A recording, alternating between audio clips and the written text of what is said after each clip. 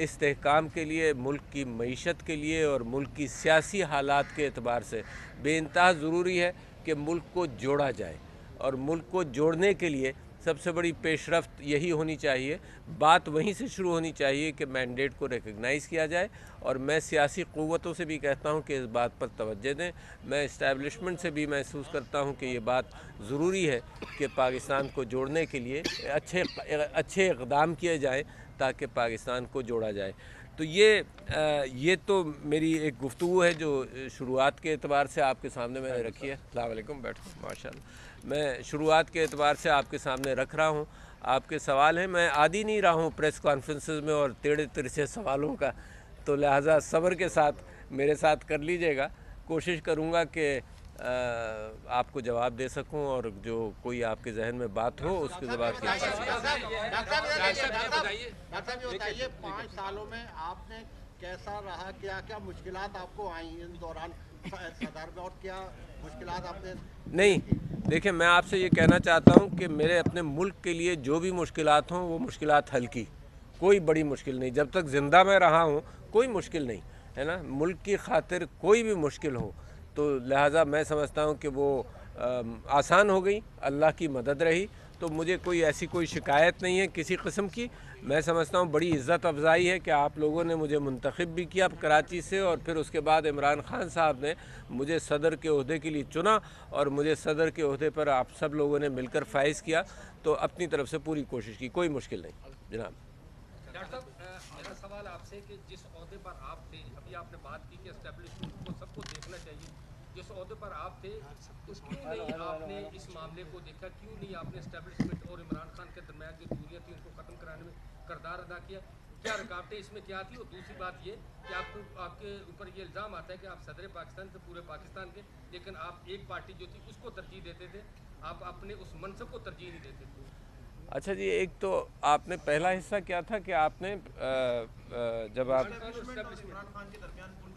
अच्छा, अगर आपने पिछले मेरी 2 साल की 2.5 साल की कार्रवाई देखी हो तो मैं सर के बल खड़ा होकर जितना काम कर सकता था वहाँ तक मैंने किया है।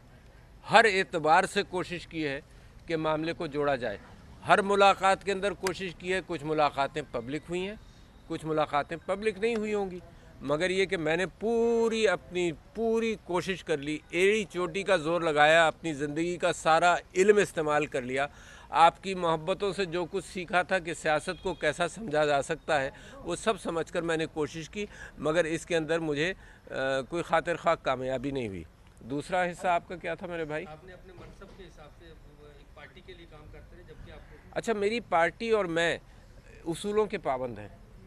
मैंने जितनी भी सियासत पाकिस्तान में की है, उन 1969 से मैंने सियासत के अंदर हिस्सा लेना शुरू किया, तो उसूलों के पाबंद रहा हूँ मैं। और उसूलों को, अगर पार्टी उसूलों की पाबंद रही है तो मैं पार्टी के उसूल सिर्फ इस वजह से उसकी पैरवी ना करूं कि क्योंकि ये पीटीआई के उसूल हैं लिहाजा मैं उससे दूर रहूँगा। तो मैंने पार्टी के एतबार से नहीं, मैंने उसूलों के एतबार से, मैं करप्शन के ख़िलाफ़ रहा। कौन आदमी है जो कहेगा यहाँ पर के करप्शन के ख़िलाफ़ नहीं होना चाहिए? पार्टी का उसूल, बुनियादी उसूल ये था कि अकाउंटेबिलिटी हो, एहतसाब हो, उसके ऊपर मैं कायम रहा हूँ। पार्टी का बुनियादी उसूल ये था कि जमहूरी अक़दार हों, उसके ऊपर मैं कायम रहा हूँ। तो वो आज भी मैं अक्कासी कर रहा हूँ, तो पार्टी की अक्कासी नहीं कर रहा। मैं तो आपसे ये कह रहा हूँ कि मैंडेट को सही तरह से उसका रिफ्लेक्शन होना चाहिए। तो ये पार्टी की अक्कासी तो नहीं है, ये तो मैं सारी पार्टियों की बात कर रहा हूँ। ये सारी पार्टियों ने ये बात कही है, चाहे वो पीपल्स पार्टी हो, उसने कराची के इंतखाबात के बारे में कोई बात कही है, चाहे वो मौलाना फजलुर रहमान हो, तो ये पार्टी की बात तो नहीं है। मैं तो पाकिस्तान की बात कर रहा हूँ और करता रहूँगा इंशाअल्लाह। जी डॉक्टर साहब, ये है कि आपके मौजूदा काम को जो है सपोर्ट किया और आपके खिलाफ आर्टिकल 6 के तहत मुकदमा चलने चाहिए, तो अगर कि किसने कहा, जरा बताते जाओ। ये नहीं है किसने कहा आर्टिकल 6 पे चलना चाहिए, ये कोर्ट का फैसला है क्या? नहीं, अच्छा आप कह रहे हैं, आप कह रहे हैं। नहीं, मैं बताते जाओ, सवाल की बात होती है। मुखालफिन नहीं, मुखालफिन गैर आईनी काम थे उसको सपोर्ट किया, हुकूमत तोड़ने के हवाले से भी आपने सपोर्ट किया, तो आपके खिलाफ जो आर्टिकल 6 के तहत मुकदमा चलने चाहिए, तो इस पर आप क्या कहेंगे?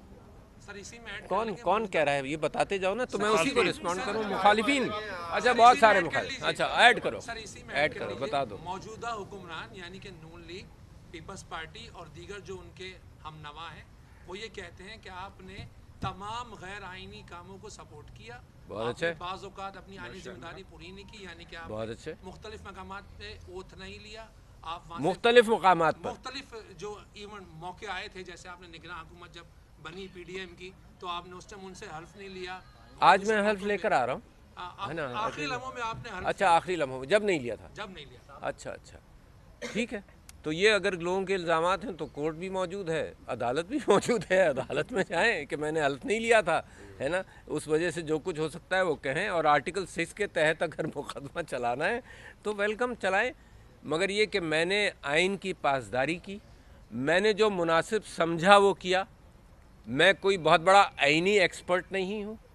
میں نے جو بہترین مشورہ مجھے ملا اس اعتبار سے کیا, اور کورٹ نے بھی یہ نہیں کہا.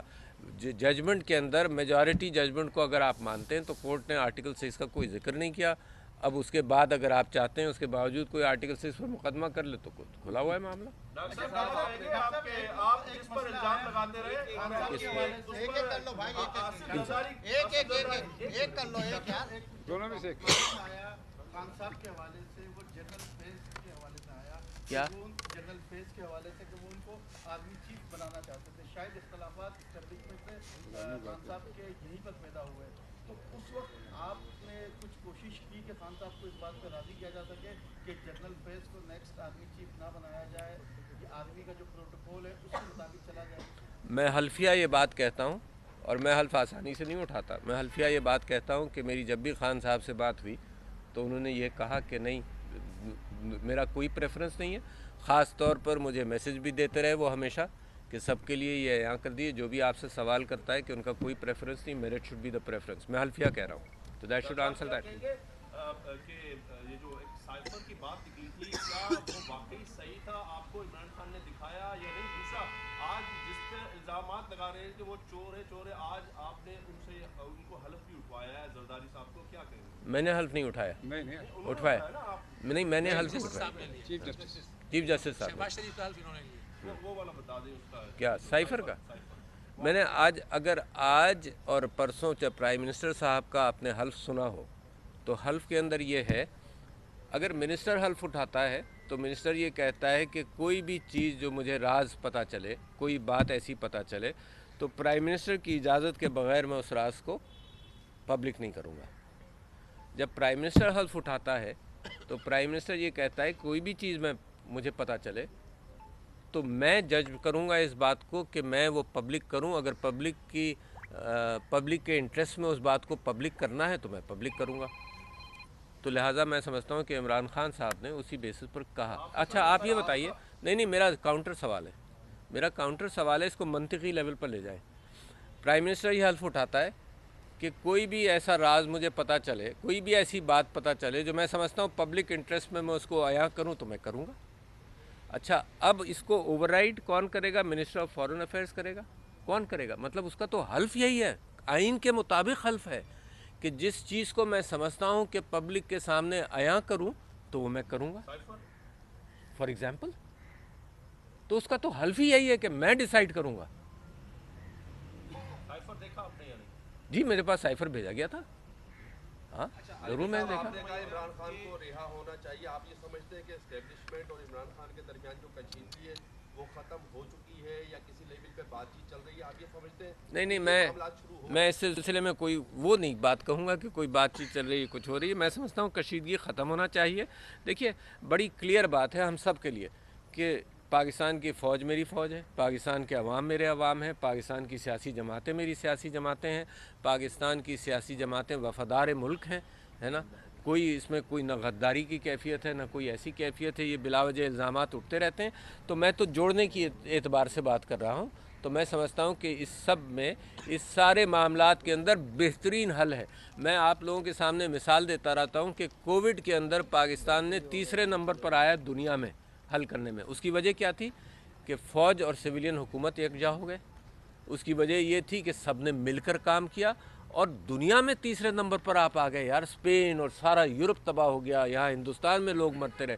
تو میرا ابھی بھی وہی پرسکرپشن ہے, ٹرائیڈ اینڈ ٹیسٹڈ پرسکرپشن ہے کہ جس میں پاکستان نے کامیابی حاصل کی. تو ابھی بھی ملک کو جوڑ دیا جائے, یہ ملک اچانک ترقی کرے گا. عارف علوی صاحب, ایک काफ़ी रेफरेंस आपके पास आया था इस वक्त जो चीफ जस्टिस है फाइज ईसा साहब, जस्टिस फाइज ईसा साहब के हवाले से। अमूमी तौर पर जब सदर के पास कोई रेफरेंस भेजा जाता है तो वो खुद उसे कानूनी तौर पर देखता है, लेकिन इस मामले के अंदर हमने ये देखा कि ये रेफरेंस आपने मनोवन आगे भिजवा दिया और बाद में फिर आपने इस पर रिग्रेट जाहिर की कि ये गलत किया मैंने, ये मेरी गलती थी। इसमें तो सब कुछ कह चुका हूँ। अब आज नई बात क्या पूछना चाहते हैं? चाह रहा हूँ कि क्या आप समझते हैं कि मामलात वहीं से ख़राब होना शुरू हुए जो बढ़ते बढ़ते बढ़ते फिर आगे इस 9 मई के वाक़यात के बाद से लेकर आज तक की सिचुएशन पर आए? नहीं, मैं नहीं समझता हूँ कि वहाँ से कॉन्फ्लिक्ट शुरू हुआ। वो भी एक ऐसी कैफियत थी जिसमें इमरान खान साहब ने खुद ये बात आपके सामने रखी है कि वो समझते हैं कि वो रेफरेंस उनको नहीं भेजना चाहिए था।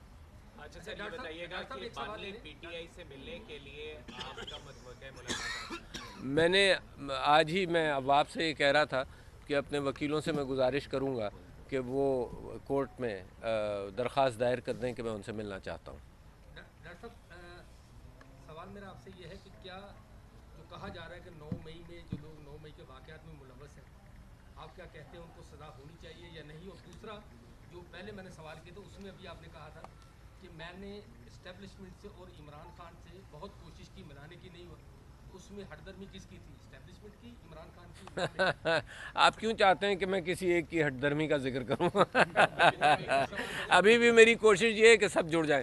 दूसरी बात, आपने 9 मई की, आप ये जहन में रखिए कि एज प्रेसिडेंट ऑफ पाकिस्तान मैंने आइन की पासदारी करता हूं और मैं हमेशा, जब मुझे 1969 के अंदर गोलियां लगी थी तब भी मैं सड़क पर ये कोशिश कर रहा था कि लोग तोड़ फोड़ मत करो और घर जाओ, और कर्फ्यू लगने वाला था। तो मैंने तो 9 मई के अंदर जो वाक़यात हुए उस हवाले से मैंने इस तोड़ फोड़ की मजम्मत की है और कोई वजह नहीं कि उससे मैं पीछे हटूं। मैं समझता हूं कि इंसाफ का तकाजा ये है कि तहकीकात करके जिनको सज़ा देनी चाहिए, जिन्होंने कानून तोड़ा, उनके लिए सज़ा होनी चाहिए। डॉक्टर साहब, पहले मैंडेट जस्टिस काजी फाइज ईसा के तमाम फैसलों से आप मुतमईन हैं?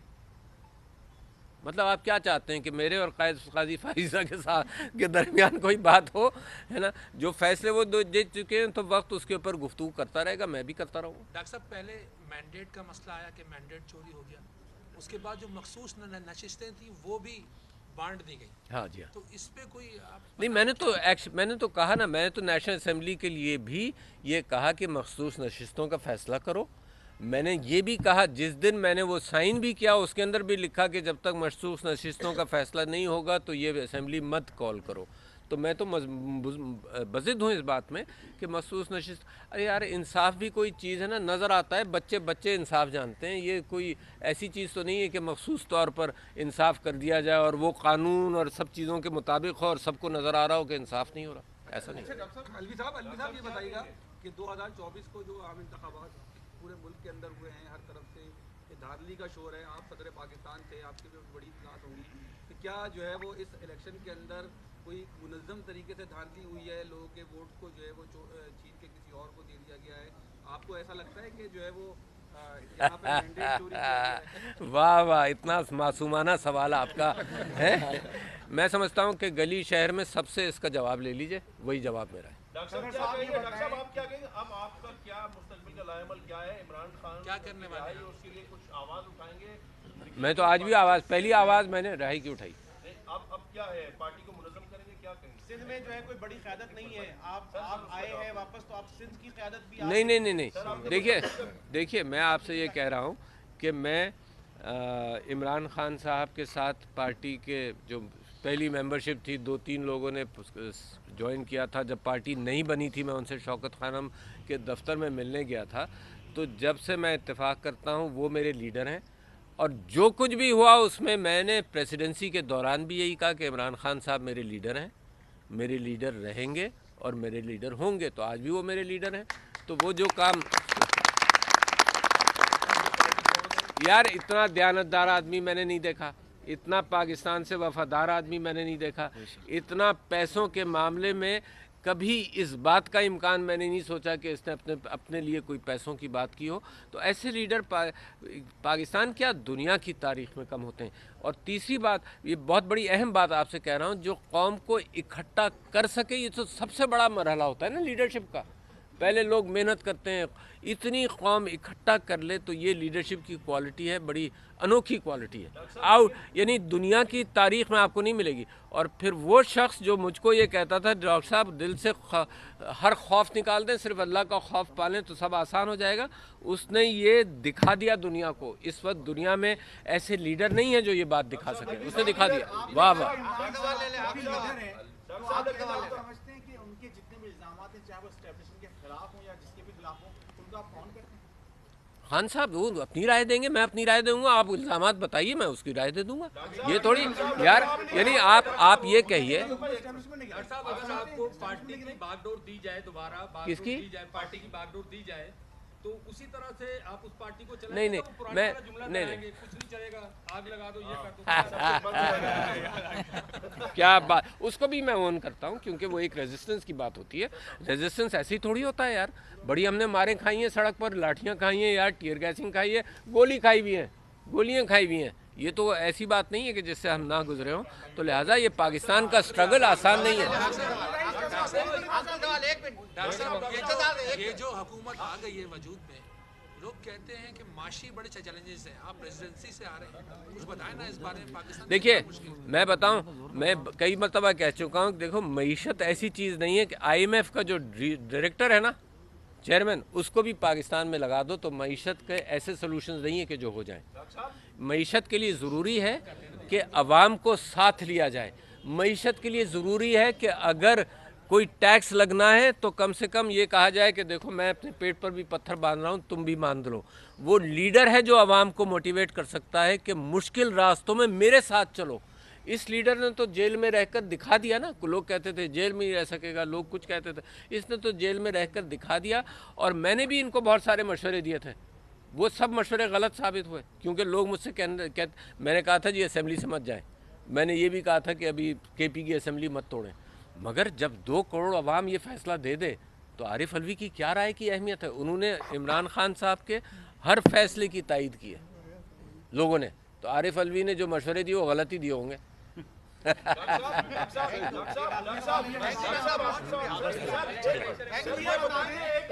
چلے